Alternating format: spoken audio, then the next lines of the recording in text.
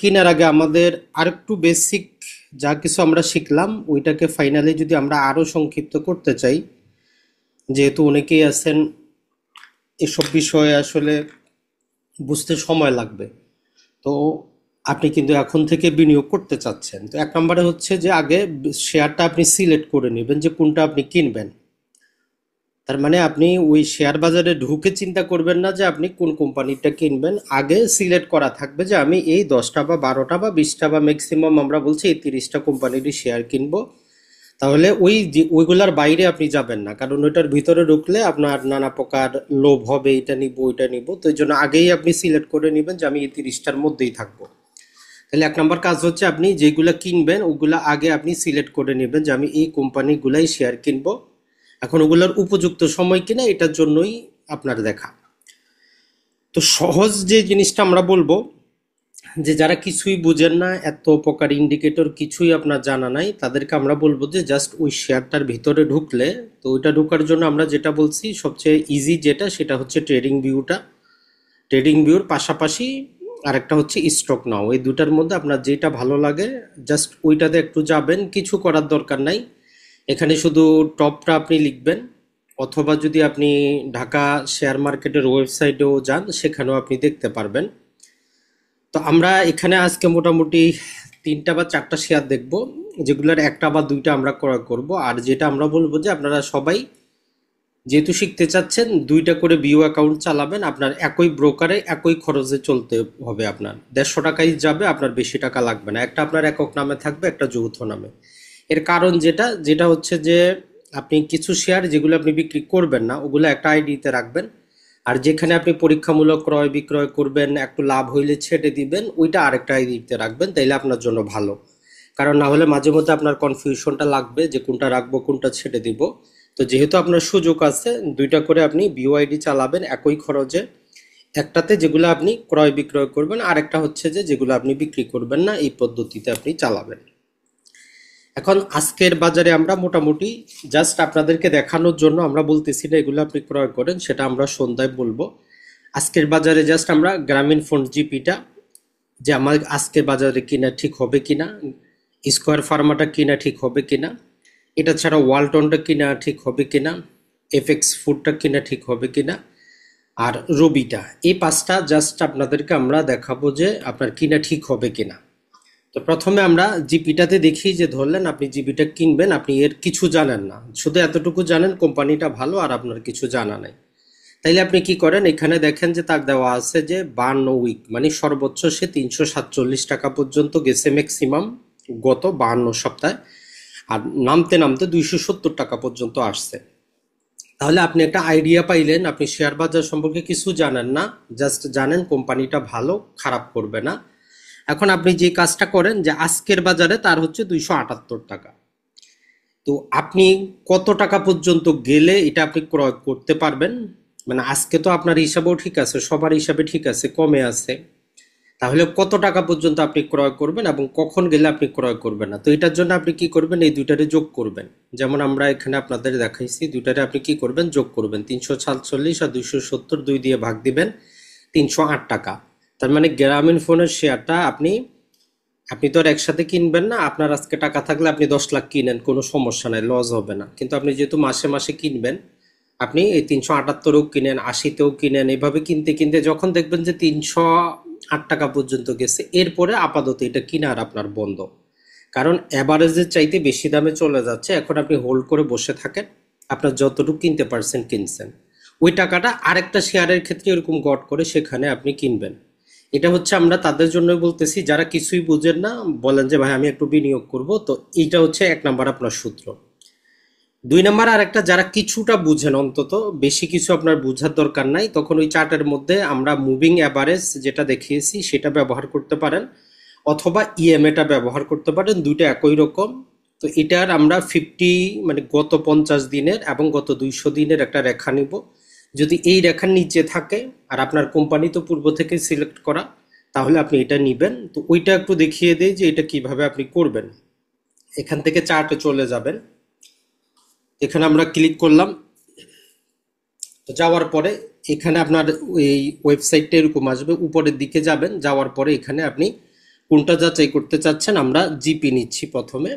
তো জিপি নিলাম, তো এটা এরকম আসতেছে। তো আপনি যেটা করবেন, আমরা ইন্ডিকেটর যেগুলো লাগাবো, তো ওই জন্য আপনি যে কাজটা করবেন, এখানে দেখেন যে ইন্ডিকেটর অপশন আছে, এখানে যান, মুভিং অ্যাভারেজটাই নেই আমরা। তো মুভিং এম এ নিলাম, এই তো দেখেন মুভিং অ্যাভারেজ। তো এটা আমাদের চার্টের মধ্যে চলে আসছে। তো এখান থেকে সেটিংয়ে যাব আমরা। বাই ডিফল্ট 9 দিনের থাকে, আমরা এটাকে করব 50 দিনের। আর এর কালারটা আমরা গ্রিন কালার করে দেই, তাহলে আমাদের বুঝতে ভালো হবে, একটু মোটা করে দেই। তো তাহলে দেখেন যে গ্রিন কালার হয়ে গেছে মোটা। তো এটা হচ্ছে আমাদের একটা, মানে গত 50 দিনের তুলনায় শেয়ারটা কম দামে বিক্রি হচ্ছে। তো আরও একটা আমরা ইন্ডিকেটর লাগাবো, এটাই লাগাবো, তবে এটাকে আমরা 200 দিনের লাগাবো, দীর্ঘমেয়াদে, যেহেতু আমরা দীর্ঘমেয়াদে হোল্ড করার চেষ্টা করতেছি। তো ওইটার ক্ষেত্রে আবার নেবেন, নেওয়ার পর এখানে আপনি চলে যান, এর সেটিং অপশনে গিয়ে এখানে আপনি 200 দিন দিয়ে দেন। আগে ছিল আমাদের 50, একই ইন্ডিকেটর আমরা এখানে 200 দিনের ব্যবহার করব। আর স্টাইলটা এটা রেড দিয়ে দেই, যেহেতু আমাদের এটা হচ্ছে বেস লাইন। তো এই হচ্ছে আমাদের, দেখেন যে দুইটা রেখা চলে আসলো, আপনারা কিচ্ছু দেখার দরকার নাই। যেটা বড় এটা হচ্ছে যে গত 52 সপ্তাহে অন অ্যাভারেজে যেই দামে বিক্রি হওয়ার কথা, সেটা হচ্ছে 308 টাকা। যেমন আমরা ওই অ্যাভারেজটা করলাম। তাহলে আপনি যদি এই চারটা বুঝেন, ম্যানুয়ালি আর ওই অ্যাভারেজও করার দরকার নাই, এখানে আপনাকে দেখাচ্ছে। আর গত 50 দিনে 292 টাকা। আর আজকে এটা বিক্রি হচ্ছে যে, যদি আমরা দেখি আজকে রানিং বাজার, তো এখানে দেখেন আর একটা, এটা আমরা প্রতি মিনিটে নিই, তাহলে আজকে রানিং বাজার দেখবেন। এটা হচ্ছে এখনকার রানিং বাজার।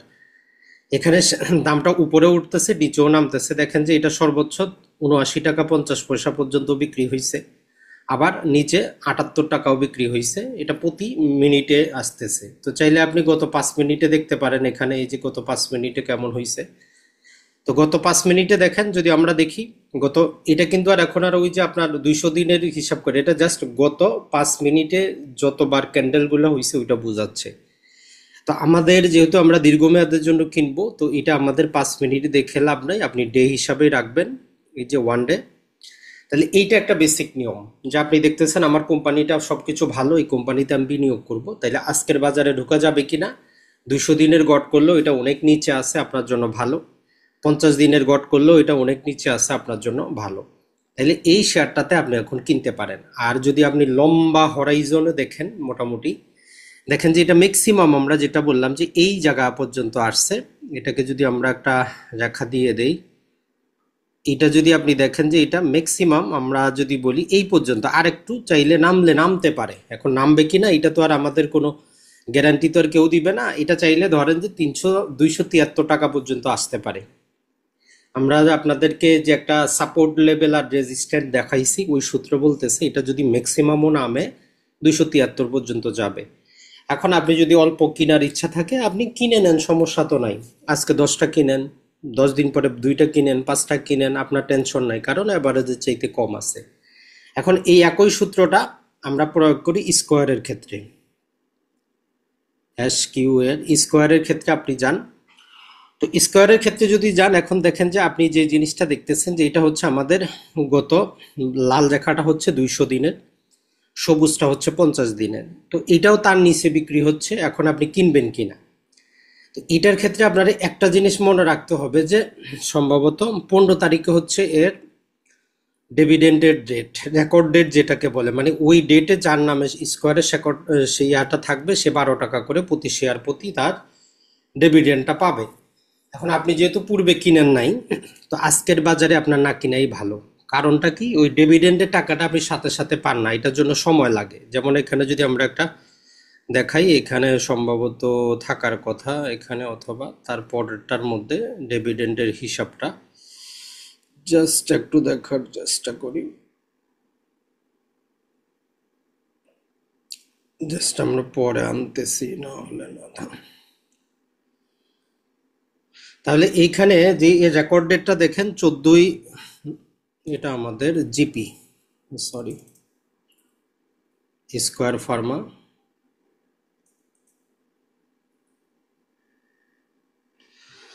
এই যে স্কোয়ার ফার্মাতে যান, এর রেকর্ড ডেটটা দেখেন, এটা হচ্ছে 16 তারিখে। আজকে আজকে হচ্ছে আমাদের 12ই নভেম্বর, তার মানে 16ই নভেম্বর।